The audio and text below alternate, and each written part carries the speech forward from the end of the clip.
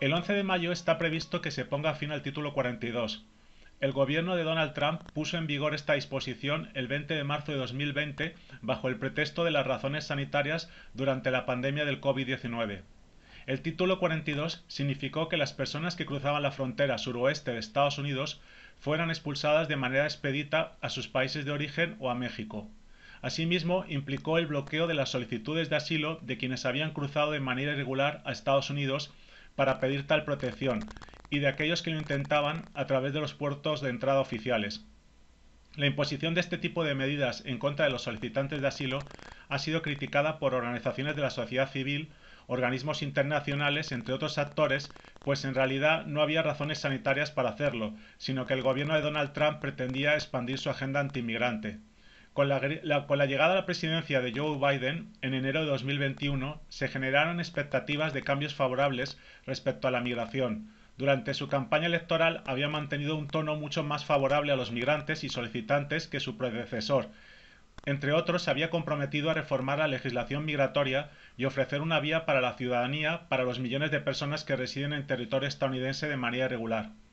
La expectativa en cuanto al título 42 es que este dejara de implementarse por la administración de Biden, pero en los hechos es hasta el año 2022 que se produjeron los primeros intentos de cancelar esta medida.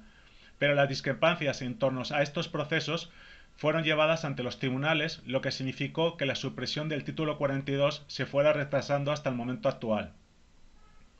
Ante el fin del título 42, el gobierno de Biden ha anunciado una serie de medidas que pretende, por un lado, disuadir a los migrantes de internarse en aquel país de manera irregular, imponiéndoles consecuencias, al mismo tiempo que se aumentan ciertas vías legales para que los migrantes del hemisferio occidental puedan acceder a aquel país. El propósito de ambos tipos de medidas es controlar la migración y brindar protección a los derechos humanos de las personas migrantes mediante la generación de vías para migrar de manera ordenada, segura y regular. Sin embargo, ambos tipos de acciones presentan importantes problemáticas.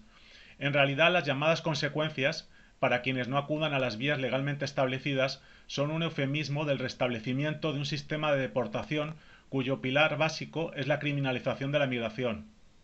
Por medio de la aplicación del Título 8 y otras reglamentaciones, el gobierno estadounidense pretende realizar las deportaciones de quienes crucen de manera irregular de la manera más rápida que les sea posible, en cuestiones de días si es posible, e imponerles la prohibición de reingreso por al menos 5 años, al mismo tiempo que se podrá procesar penalmente a aquellos que reingresen al país.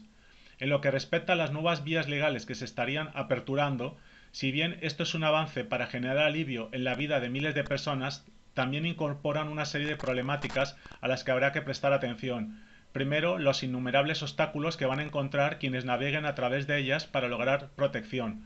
Segundo, el trato diferenciado que se da según orígenes nacionales, que puede ser discriminatorio o inclusive racista. Tercero, pueden ser vías que excluyan nuevamente a ciertos perfiles de migrantes que no cumplan con los requisitos que las autoridades han considerado para beneficiarse de las mismas, colocándolos en una situación especialmente difícil. Cuarto, que no se esté ofreciendo por estos cauces un estatus legal precario que conlleve dificultades para que los migrantes puedan permanecer regularmente en Estados Unidos. Por lo tanto, el nuevo escenario generado por las acciones en materia migratoria del gobierno de Biden estará lejos de la utópica visión que proyecta el Partido Demócrata de una política migratoria que compagine de manera eficaz el control de la migración irregular en la frontera con mantener niveles altos de migración por las vías legalmente establecidas. La incertidumbre y falta de información precisa respecto a lo que va a suceder con todas las nuevas medidas implementadas por el gobierno de Biden han generado desesperación entre los migrantes que se encuentran en México a la espera de una oportunidad para ganar acceso al territorio estadounidense, en su mayoría personas que se encuentran en la región sur del país y las ciudades fronterizas del norte del país,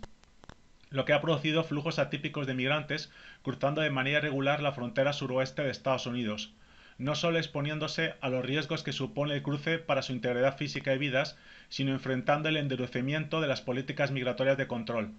En cualquier caso, los miles y miles de migrantes excluidos van a perseverar en su intención de internarse en Estados Unidos y seguirán buscando la manera de hacerlo, ya sea que las autoridades faciliten, dificulten o incluso criminalicen su movilidad.